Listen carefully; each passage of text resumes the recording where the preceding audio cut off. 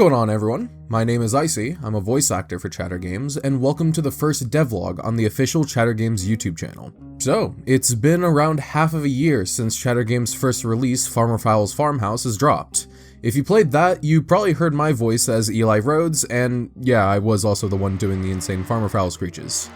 I bet if I broke your headsets. After Farmer Fowl's Farmhouse, development on the next project began almost immediately. There were several ideas that ChatterGames wanted to explore, including a possible sequel for Farmer Fowl and a new title called Alone in the Cold, that we've talked about on our Twitter page, which you can find linked in the description. However, in the midst of developing that game and thinking of others, one concept stood out more than the rest. A game that would turn into quite possibly our most ambitious project yet. This is SCP Human Resources.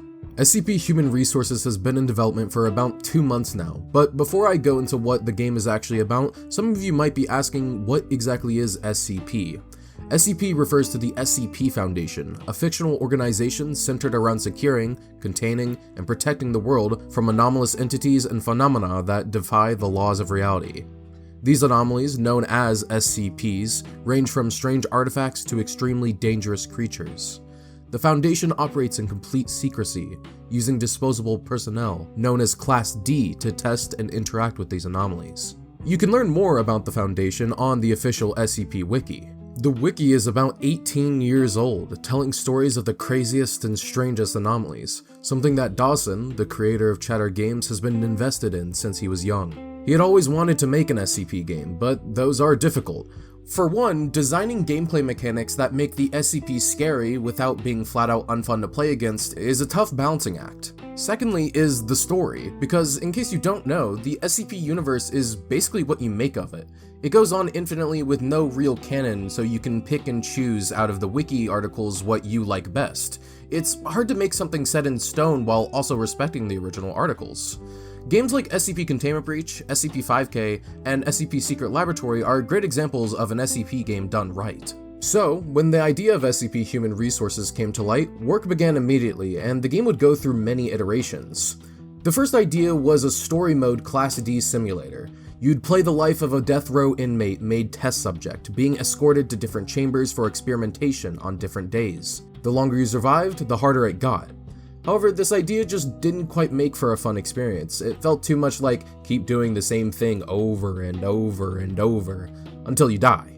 And there weren't really any chase or action sequences since you were always in controlled environments. Instead of scrapping the idea entirely, a question came to the mind that would spark our most ambitious project yet. What if it was a multiplayer game? Right then and there, new ideas sparked. The concept of waiting for your turn to die was scrapped. Instead, you and 3 others play as a new variant of personnel, the Class D Trustees. A variant of Class D personnel who have survived many tests before and are proven to be very compliant. You 4 are tasked with entering different sectors of one of many SCP facilities that have undergone containment breaches. Your objective? Find and recontain all breached SCPs using teamwork, communication, and the tools scattered around the facility. The reason the Foundation uses you instead of their armed security must unfortunately stay redacted for now, but that's what makes the game fun to us. You're going up against anomalies with 0 training and just trying to survive. Development has been non-stop for about 2.5 months, and we're ready to share our progress and collect your feedback. Keep in mind that everything you see is a heavy work in progress and is subject to change. When the game first started production, the direction was very different. We first developed a Riot mode. Basically, at the end of every round when you recontained the SCPs, the guards would approach and search all players. If players wanted to rebel, they could attack the guards and fight back in hopes of escaping. You could even use the SCPs you just contained and let them loose to attack the staff as a distraction. However, we found this idea to be a bit too much and it didn't really match the flow of the base game, so it's been scrapped for now. As you can see on screen though, there were implementations to have guards take cover and fire at players, along with custom interactions with SCPs. After finishing the guard implementation and then promptly scrapping it, we focused more on the player. Before, the player had simple mechanics: walk, run, and crouch. This felt too basic. We wanted something that gave the player more control. This is where jumping and crouch sliding came into play. In this game, every choice you make in an interaction can lead to survival or your imminent demise. Crouch sliding really sells that. As you can see on screen, if an SCP is chasing you and an object is blocking your path, you could just barely get away by sliding underneath it. However, this did lead to issues with players spamming these moves to just outrun everything, so we implemented stamina. All players start with 100 stamina. The more you run, the more you lose. Walking lets you slowly regain it, while standing still makes it regenerate even faster. Jumping and crouch sliding takes significant amounts of stamina. If you run out, you get a fatigue status effect that causes you to move super slow for 7 seconds while you catch your breath, so use it wisely. The next major thing we needed to implement was, of course, the SCPs.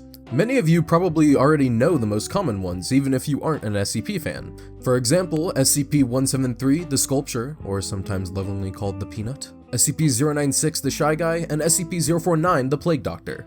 These are 3 of thousands of SCPs, and although we can't have every single one because that would literally just be impossible, we have added our first 6 main SCPs to the game. SCP-173, a statue that moves at incredible speeds but cannot move within a direct line of sight. It attacks by fracturing its victims' necks when not observed. SCP-106, also known as the Old Man.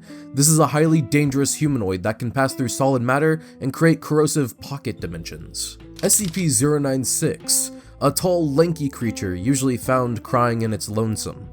If any subject views its face, even 4 pixels of it, it enters an enraged state and chases them down with no way of stopping it. SCP-049, a humanoid resembling a medieval plague doctor who believes it can cure a mysterious pestilence that he believes infects most of the Foundation staff.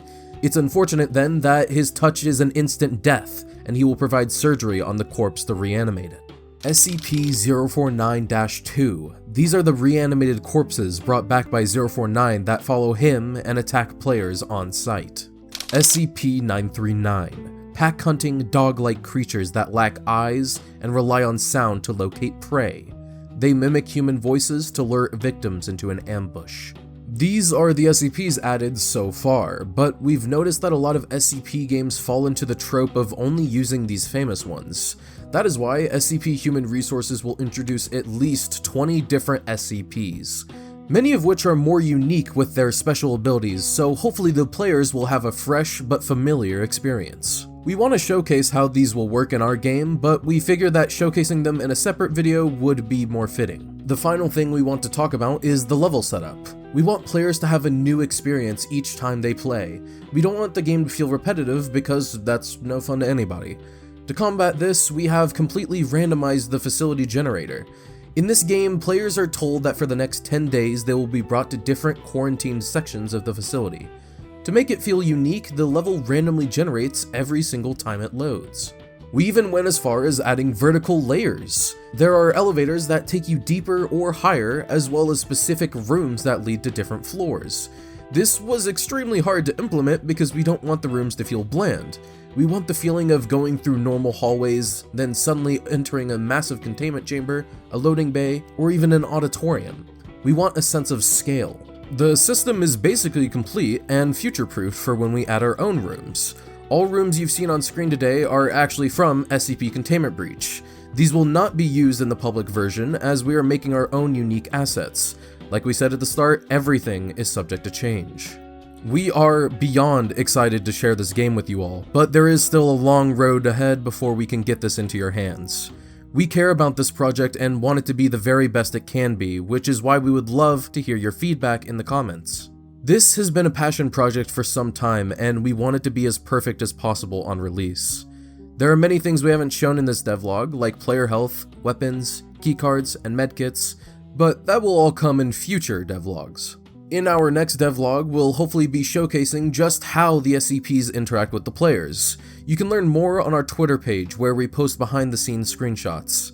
If you have questions, feel free to ask below and perhaps we'll pick out some to answer in the next video. That is all from us today. Thank you so much for watching, and we'll see you next time. Take care.